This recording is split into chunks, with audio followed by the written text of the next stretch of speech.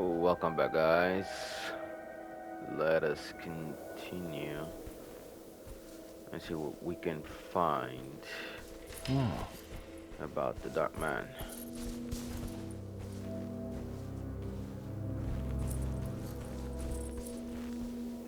Holy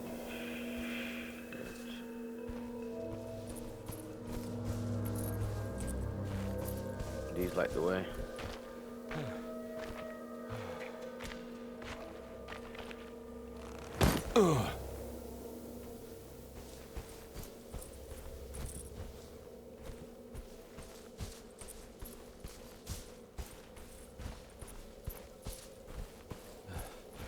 It's not going to be good. A sunken desert temple. I better get down there. Yeah, but how the hell am I going to get down there? Are we gonna jump? No, because if we jump, we die. Is that a rope? No, there is.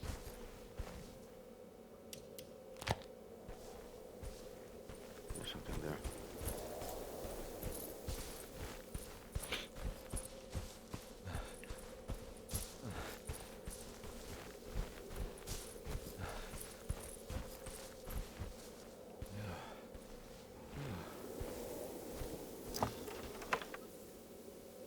Shit. The temple of Nephron-Ka lies under our camp. Despite all efforts, that unholy site did not collapse, but sink beneath the sand. The pharaoh is long dead, his name meticulously stricken from all ancient writing. But that stage meant for blood and terror remains. The temple is said to be lightless, built to harbor all the haunters of the dark found in the very depths of our universe. Calling on the gods meant creating a bridge between our world and theirs. The terrible Aldebaran of Taurus, the Black Sun, was seen as the most important star in the night sky. Because, according to the Kitab al-Azif, it was said to be the home of that crawling chaos known as Nyarlathotep. Through ancient mechanisms, it was said that the priests could open shafts channeling the light emitted by that strange stone called the Shining Trapezohedron. Several streams pooled together above the statue of that dark man would then be sent through space towards the Black Sun, a message to the gods. The gifts bestowed on the sender are completely undocumented, but often assumed to involve dark blood pacts, where souls are traded for malicious miracles.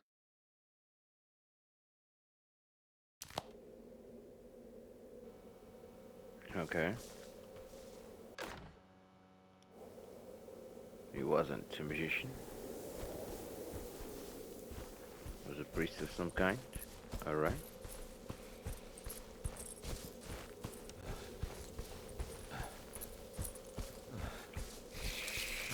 What the?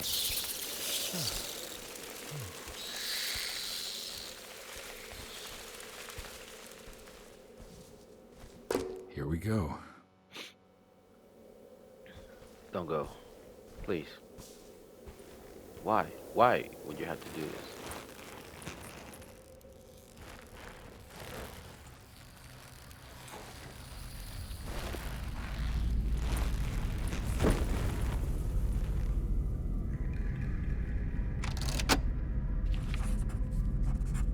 Use the old temple mechanism to reveal the contract. Okay.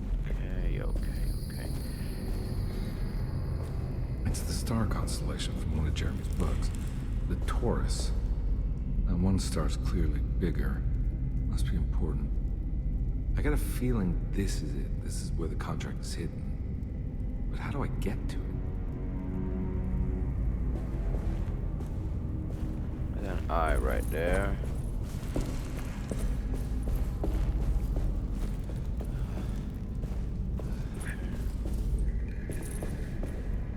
What's up? Sorry, the Kraken is hidden. He's right there. on that little thing. Release the dragon.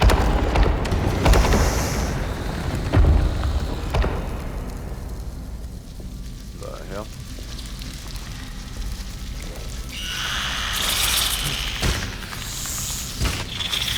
Get off me, bitch!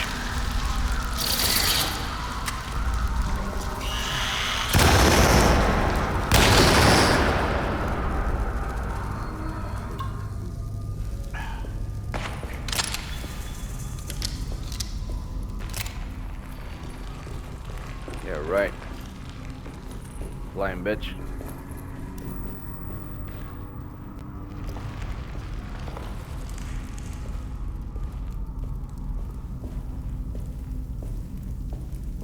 Let me see if my pistol can solve anything. Jesus.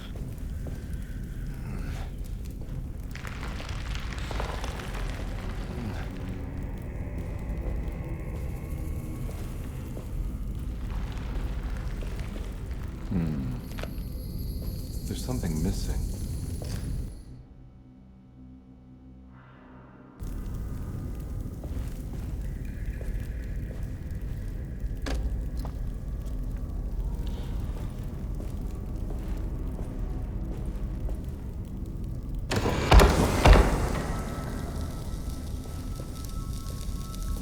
This one looks operational. It worked. Of course it worked.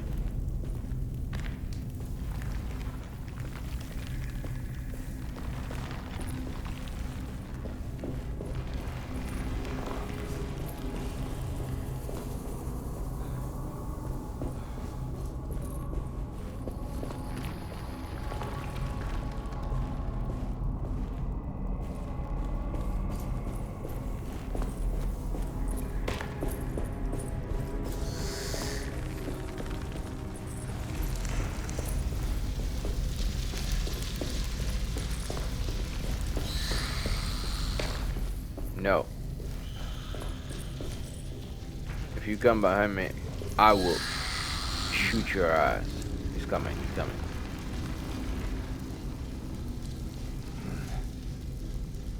Shoot his ass. Where you at, boy? Come on, come on. Hop up.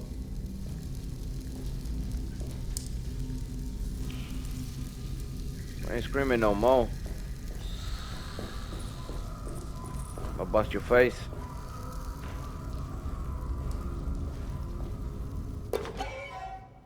Thank you.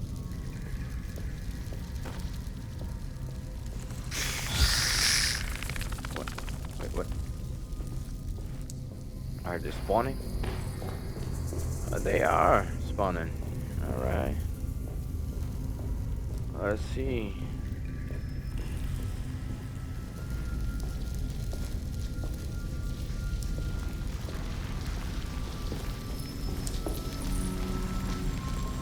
Here, boy.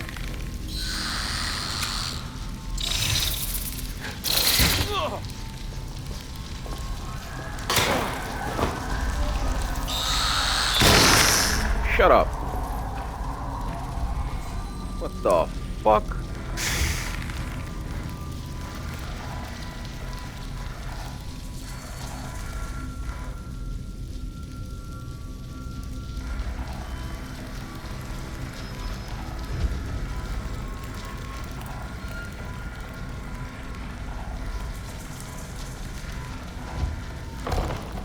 It worked.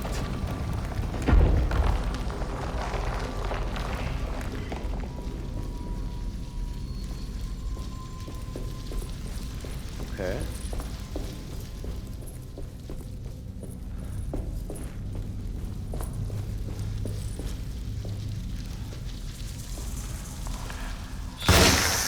Fuck off.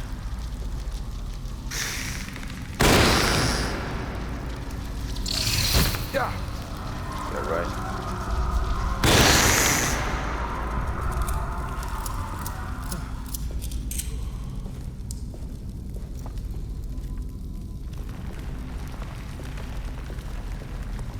Huh.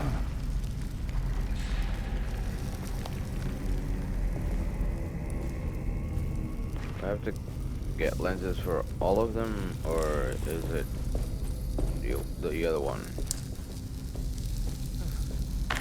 Something here. Ooh. Hello, snack. What's up?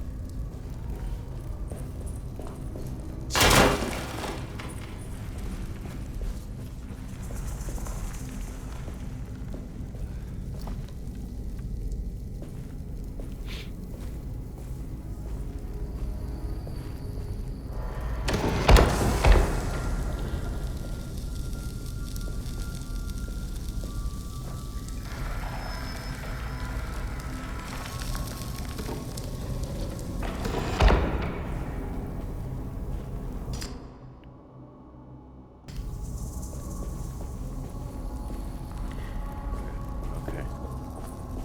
Each one has its own thing.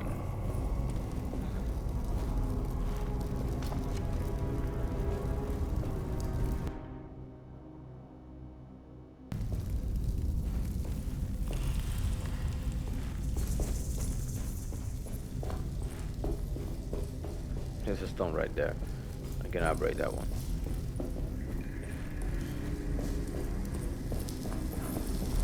Each one has his own thing.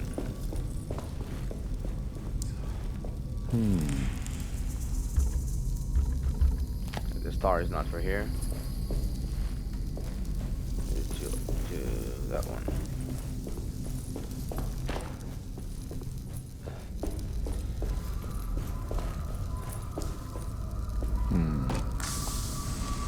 It is. It actually is. It worked.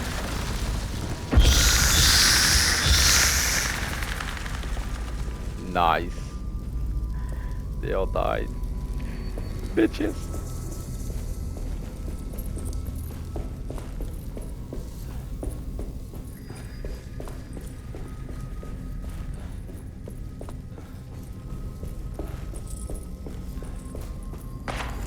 I can take this one off. And I can push it right there.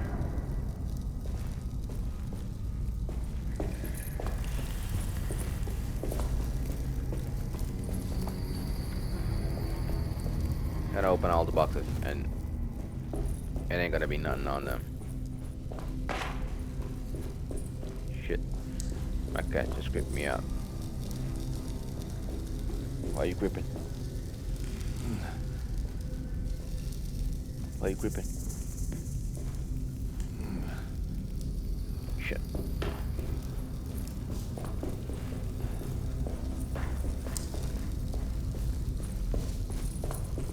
Okay, there's one missing.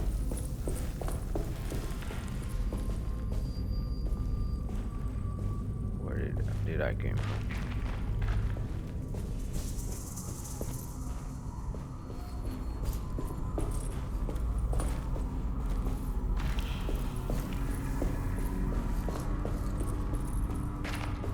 This one. Yes.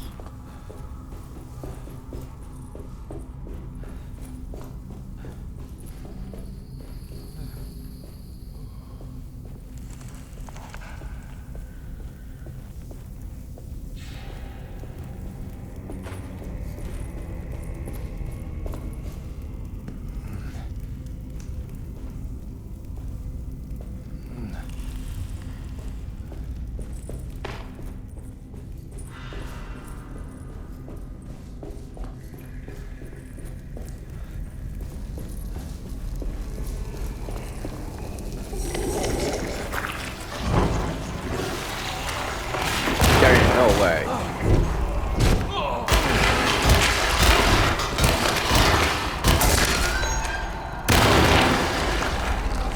There's no way. Fuck you. What the hell?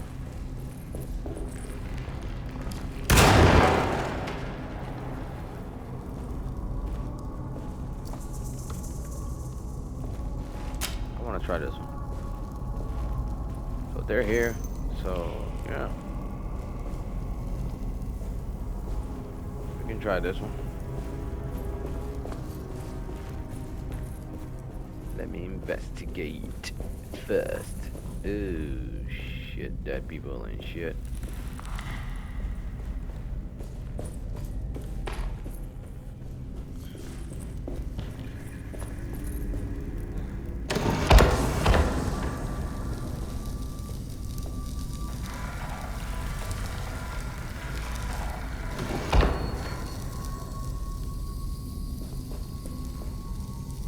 All right.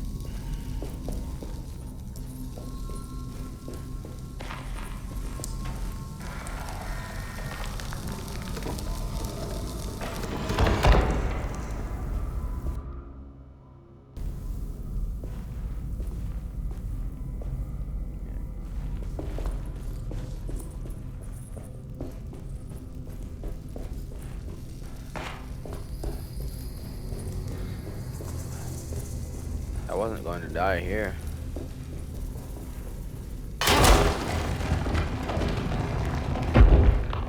Oh. I could have done that on the other one. Alright. I was just dumb. Okay. Oh, this one's that one.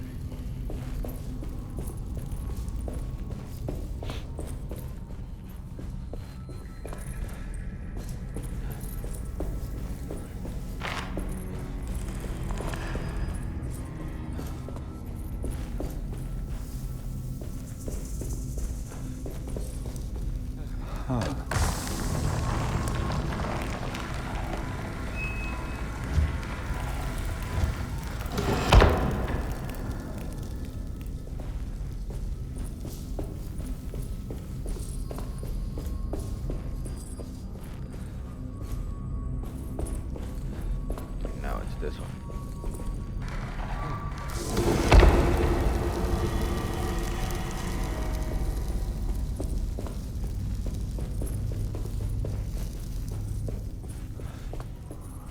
Well, there's no more flying things, huh? Alright.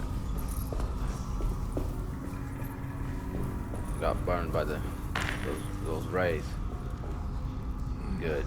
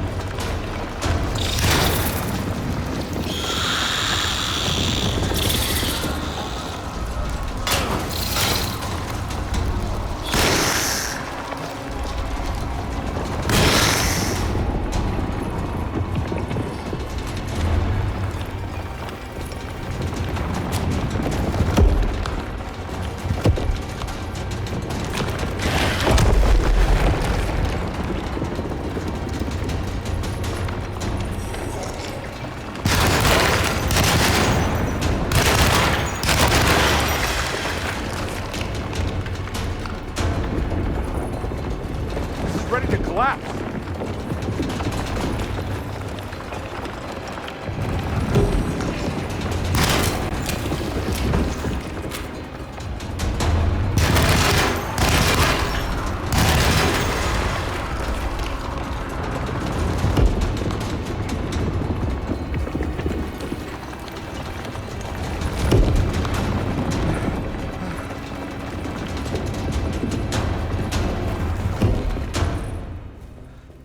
Run, boy, run.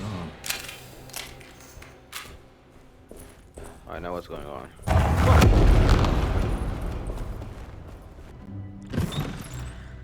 Shit.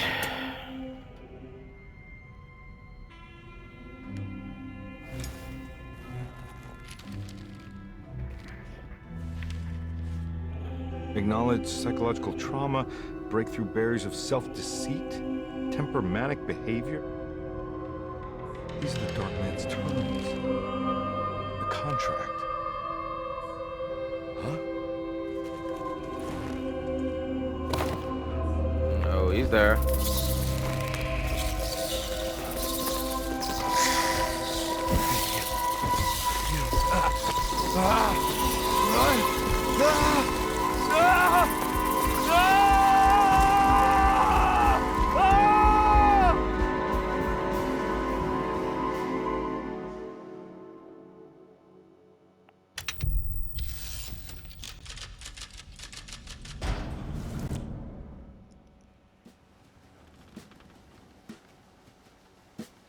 Hey, I'm in the attic. What? hey, detective?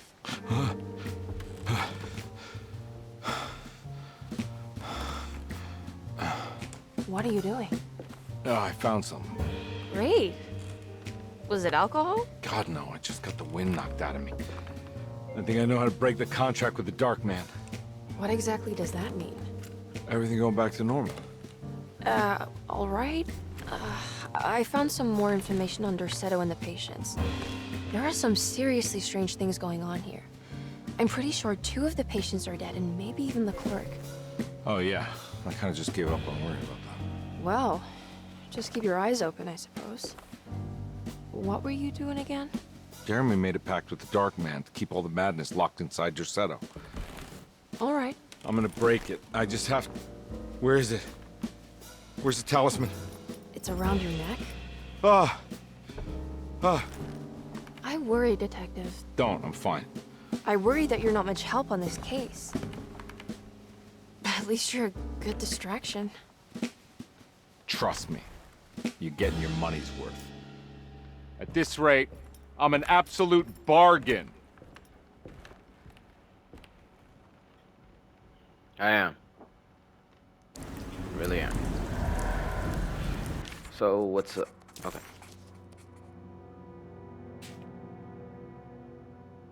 He must first acknowledge psychological trauma in order to proceed. The lying must stop, so we can break through the barriers of self-deceit. Finally, temper manic behavior. This is his paper. Medicine has failed me. Nothing can be done to dispel the hardwood curse. Only the sacrificial dagger may release the despair from Jacob's eye. Yet, doing so would be the doom of Dorsetto. Let this curse of mine be a weapon for once. I accept your demands. Oh, crawling chaos. Build your prison around this godforsaken hospital. When evil has been starved, I will stay buried forever. All right. Buried forever.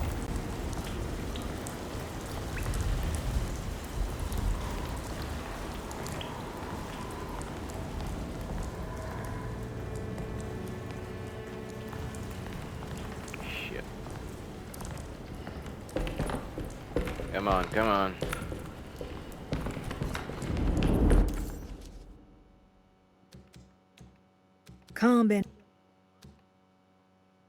Combe never thought he'd be so happy to be back at Dorsetto. It felt like he had crawled through a long, dark tunnel of misery and regret. Now that he was back, Combe could look into the steps mentioned in the contract. But there was one thing that gnawed on him. What exactly did this have to do with Dr. Gray? I don't know.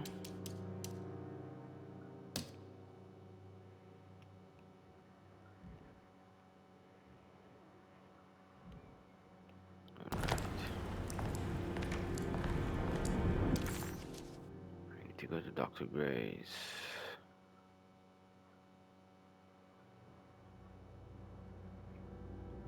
They're blocking the inside. Again. Dr. Gray's.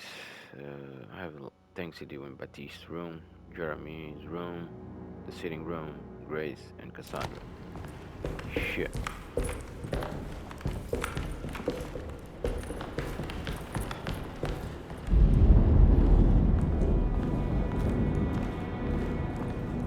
I need the key.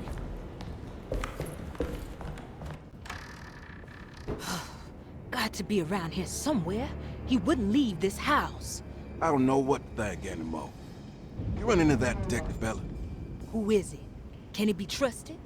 I think he one of the good guys. Well, you know, like us. Will he be all right with her coming? Praise the mother. You don't need to know about all that. Just help Just calm down. It ain't time yet. God, it hurts. As far as I can tell, Detective Comby seems to be solving problems, not causing them. Just be ready in case he starts anything.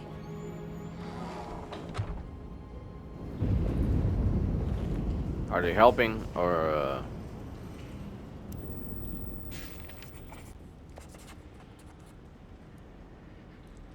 what the hell are they doing? What the hell? The two orderlies still hadn't found Jeremy. Conby figured this was good news. Emily had reminded him about some strange deaths at Deseto, and Conby wasn't sure who he could trust. Dr.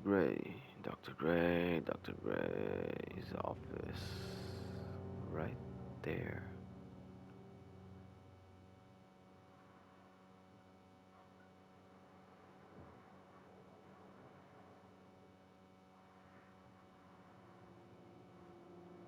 Oh,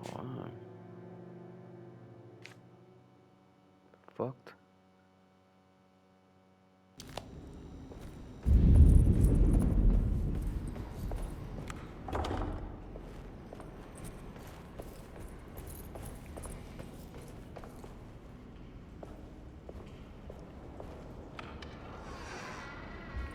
Oh, the rod's sinking. Jesus. It's a blue room. Christ, what the hell was that?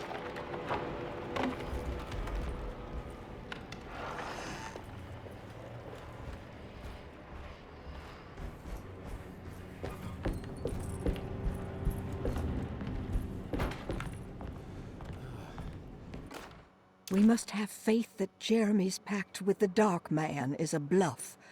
If we are lucky, our visitors will find him and prove it's all nonsense before night falls.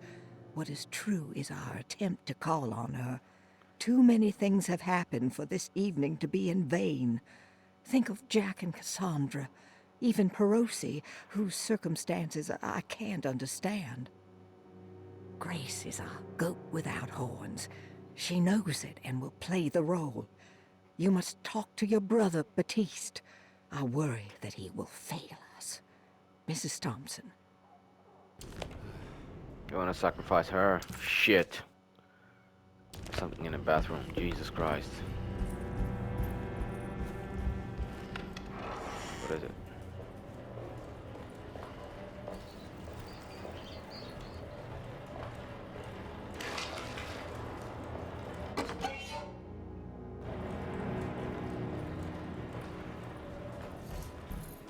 That's done. I can't go there.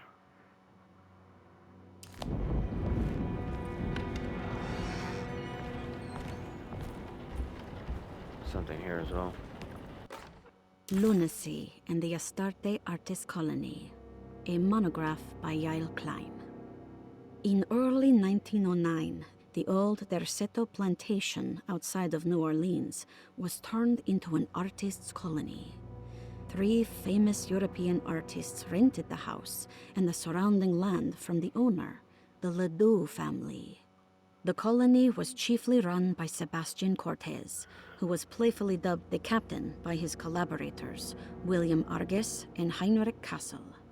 The colony existed for 6 years, until one day all 12 members disappeared without a trace.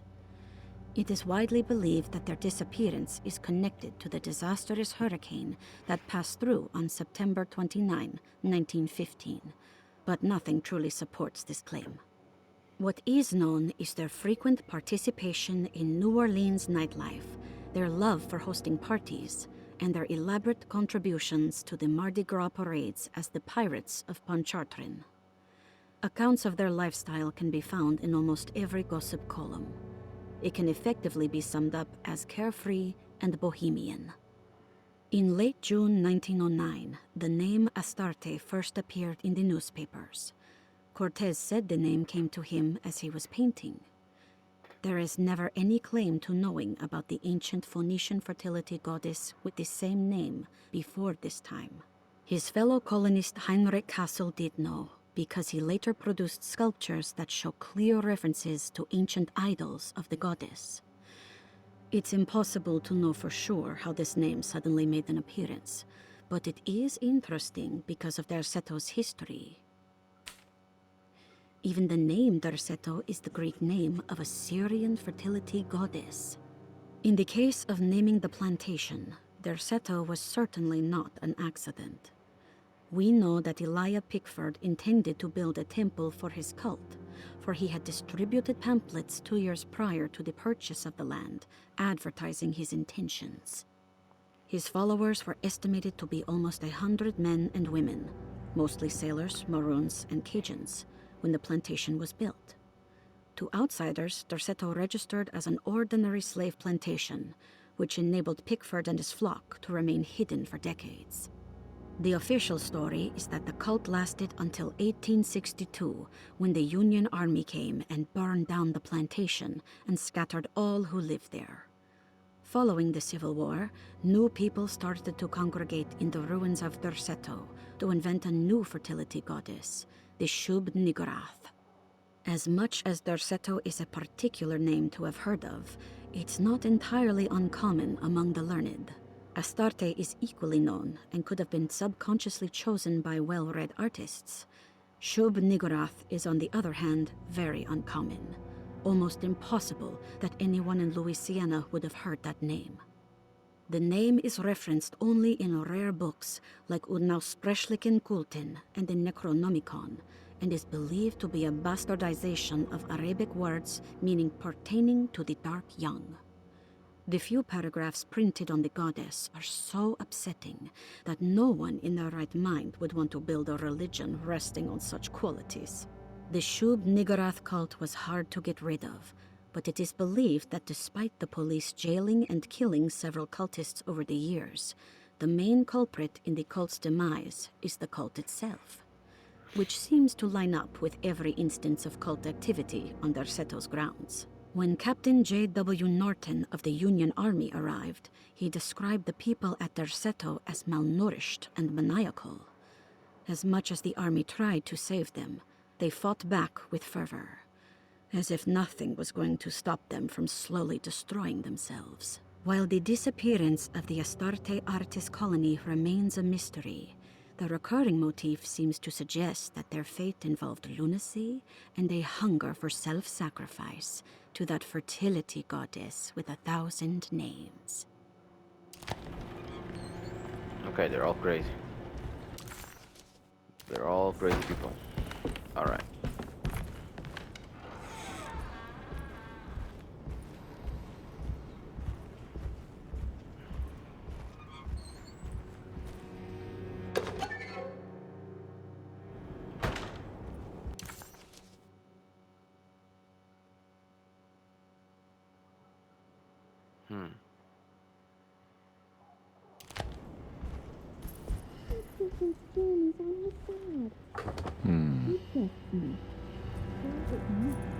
Is Grace in there?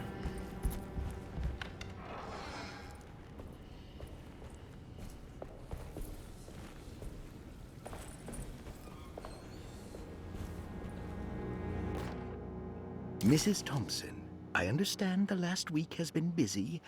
Under these circumstances, I find it important to remind you that Derceto's concerns are not a public matter, nor is it something that should upset you.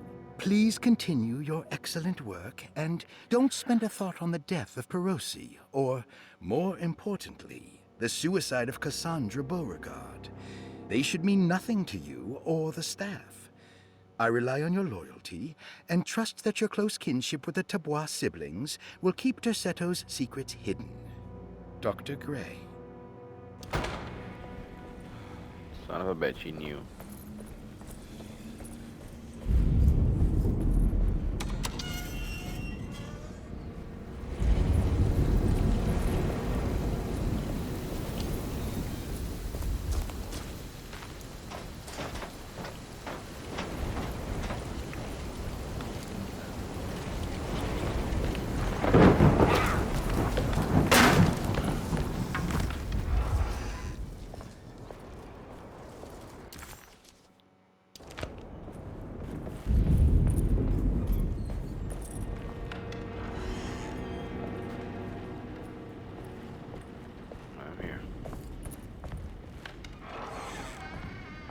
There must be a spare key to Dr. Gray's office in here somewhere.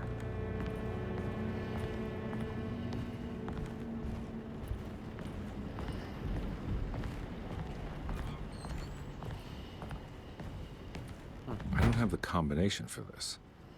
But maybe Jeremy did.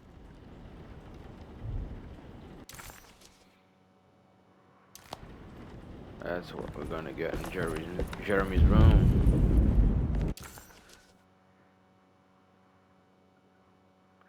Yeah, we need to go up. Up, up, up. A boy.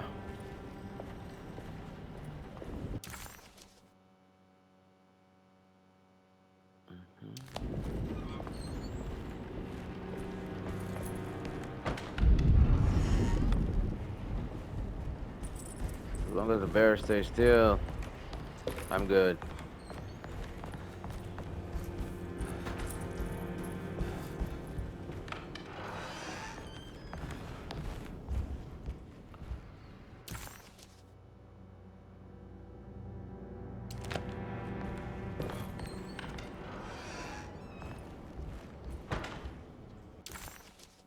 Not here, not here, not here.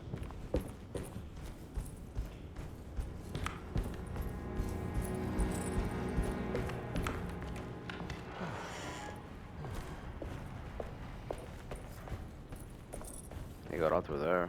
What? It's impossible.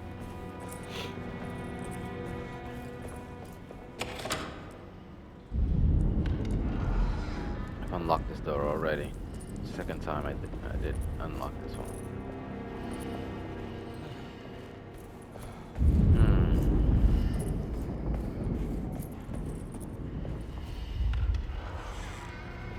Gotta be some shit.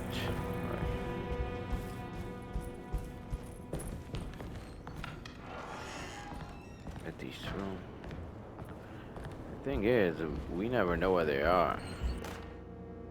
Brother, I need you to trust me. This is the most important moment in our family's history. I know you have doubts and that the terrible Mama Loa told you lies. I would never betray you. I promise. Lottie.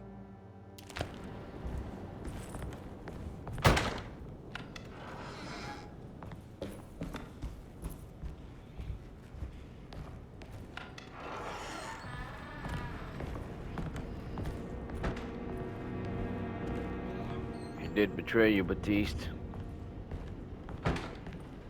She was eaten by a monster. I saw it.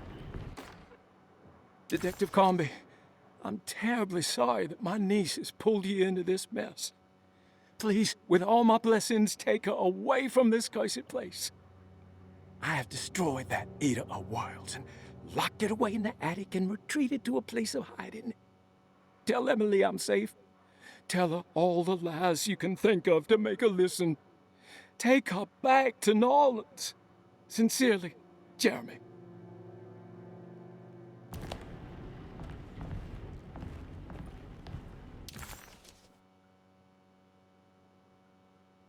Mezzanine. There's something in there.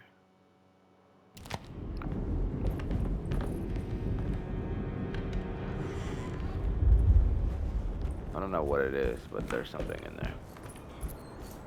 Let's search, see what's there, then go to the sitting room, see what's up.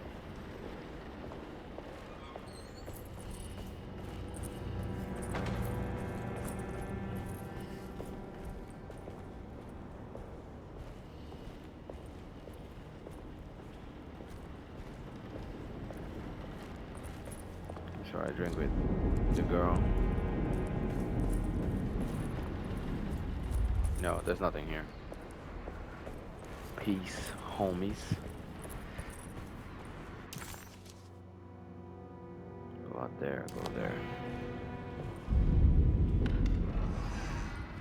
Some rooms he's scared of open.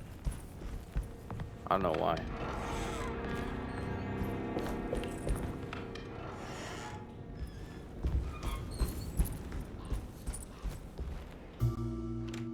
Oh shit.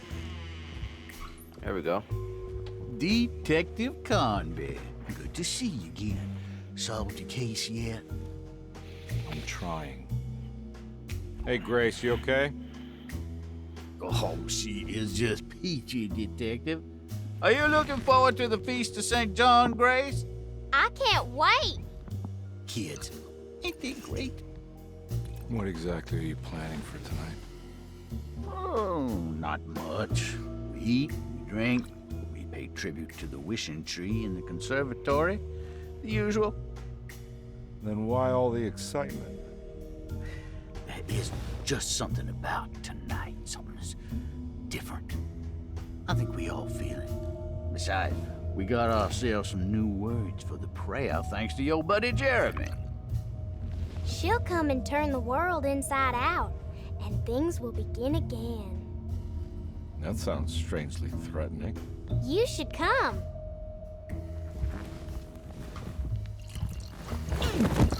Oh shit. God damn it, Grace. Stay put for once.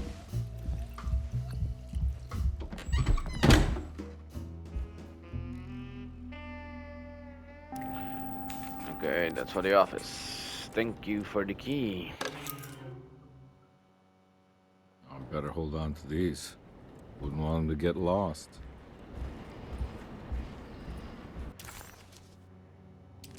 No, we don't.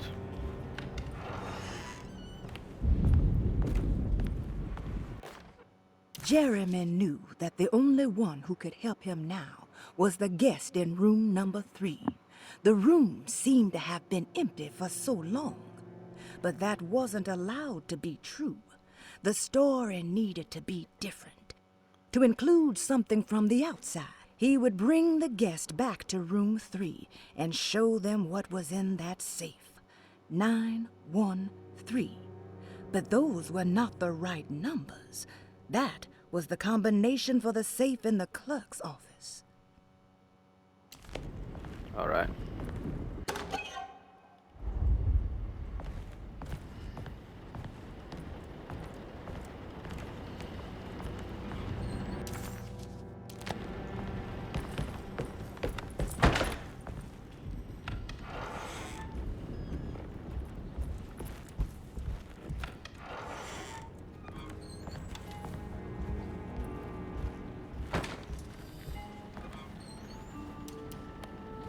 Something's missing.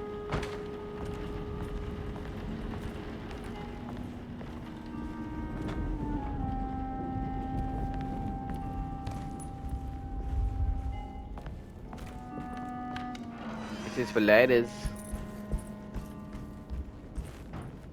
There's something missing.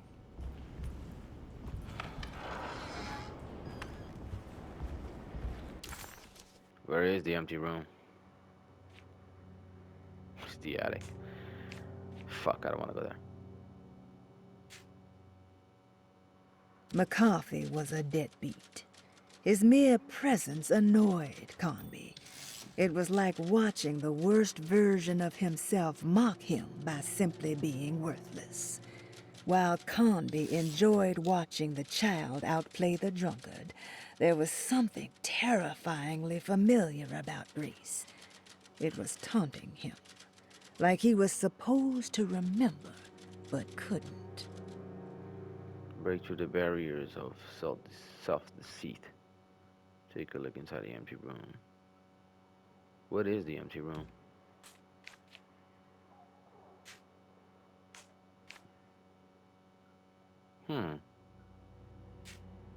Is there an empty room here?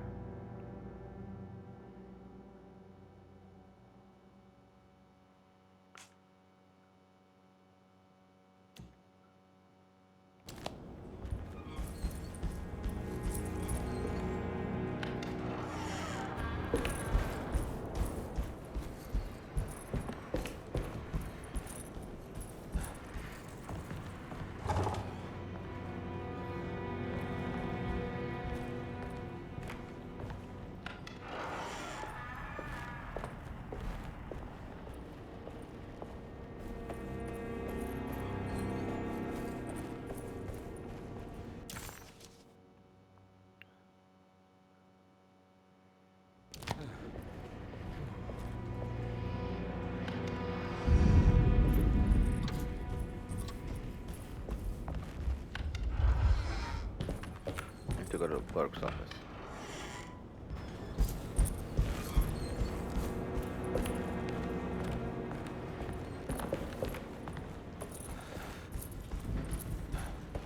I just hope that bear doesn't come alive. I really hope that. Jesus.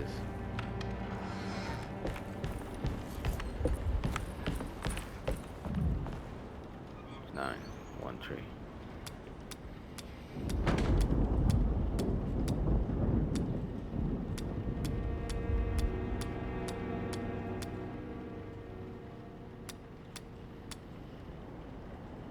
No?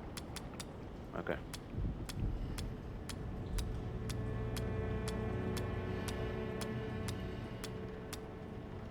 Nine. 1. It worked. Of course it did. Richard Gray's office key. Thank you. The last guest in the empty room suffered from severe maladaptation. I must write this down, because if I understand the condition sufficiently, it could make me deny this fact at a later date.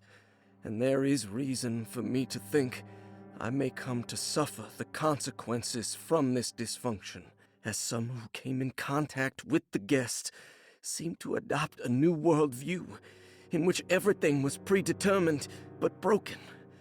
Upon accepting this worldview, some memories became unmanageable and later rejected. I do not know what this means. I cannot even remember the fate of the guest. I think they were simply misplaced one day and forgotten.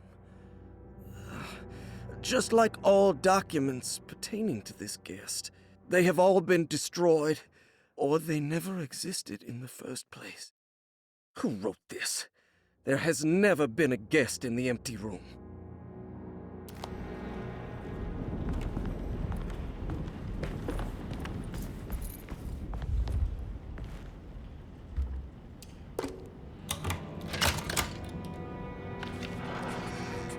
Dr. Gray's office, all to myself. Let's see if we can figure this guy out. I have finished tidying up Miss Beauregard's belongings. I will leave it to you to contact her agent and have them collect her things. I found one of Grace's drawings she might want back, along with this key in her room, which I believe you've been looking for, Mrs. Thompson.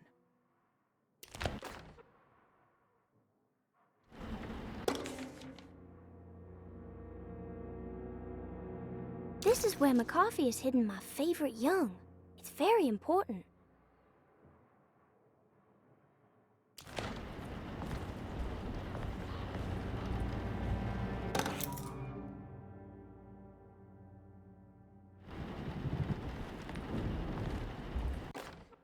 Dearest Dr. Manzetti, I find myself in a losing battle with my patient. As I've disclosed in my previous letter, his delusions have him completely captured. It's bad enough that he is torturing himself with paranoia, but his madness turns out to be quite persuasive to others, effectively laying the ground for mass delusion. I am writing to you in hope that you can give me some guidance. Beyond my ambition to avoid devastating surgery on my patient, I have grown worried about my own defenses. The words of my patient are deranged, yet they often resonate with something primitive within me. I have tried photographing his brain with X-rays. It was surprisingly difficult to get good results. Dark blotches on the plates kept obscuring all details. My patient looked at the bad plates and cried out in terror, telling me the dark areas was the shadow of the worm, eating him from inside. I could not see anything out of the ordinary. I hope this is a sign that my mind is not as receptive to the madness as I had feared. After further inquiry, my patient described the shadows inside his mind as some kind of chthonic monstrosity that wants to undermine his sanctuary. This is clearly a reference to a place he calls Teroea, a sort of library or convent that works as a psychological haven. With this imaginary haven threatened by this Chthonian, he has now constructed another, less pleasant hiding spot. Lately, he has been bringing up a metaphor of a steamboat that has run aground, that he feels like he needs to start the engines and reverse, but he is afraid that the hole in the hull would cause the whole ship to sink. I've been watching him turn this metaphor into reality for the last week. He knows it's made up, but he is doubling down, trying to make it a real memory. I feel certain that this is my chance to break through the barriers of his self-deceit.